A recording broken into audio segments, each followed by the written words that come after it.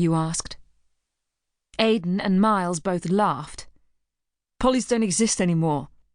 Haven't for almost 20 years. You know that, Mum. They're new universities now.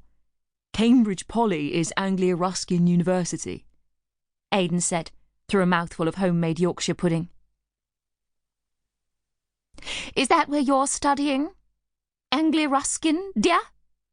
You asked, with a strong, false emphasis on the word dear that made me squirm inside.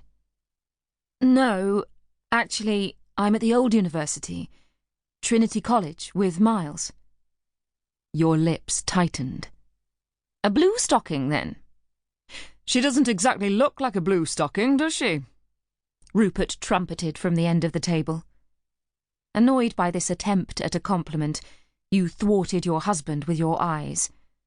The room fell silent again, interrupted only by the scraping of knives and forks across fine china. After a while, you leant towards me again. Now, cinnamon, you said. After a heavy Sunday lunch of roast beef with all the trimmings, followed by apple pie, which settled like lead on my stomach, I was already well on the way to being a vegetarian and subsequently a vegan.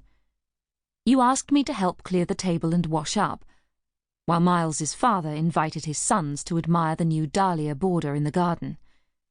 A sexist division of duties, a throwback to the 1950s, but on my best behaviour with the family of the man I was besotted with, I didn't comment or complain.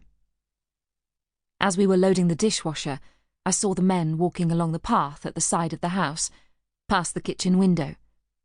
Rupert's voice crashed towards us. Your girlfriend's a pretty filly. Taut and muscular like a fine racehorse. Sexist again. My stomach tightened. So he thought I was pretty. Despite the sexism of the comment, that pleased me. But I sensed your body stiffen with envious displeasure. I guessed that, as far as you were concerned, it was unnecessarily flattering. We continued our chores. You washed the pans and I dried, racking my brains for something to say, wanting to fill the airwaves with friendship and conversation.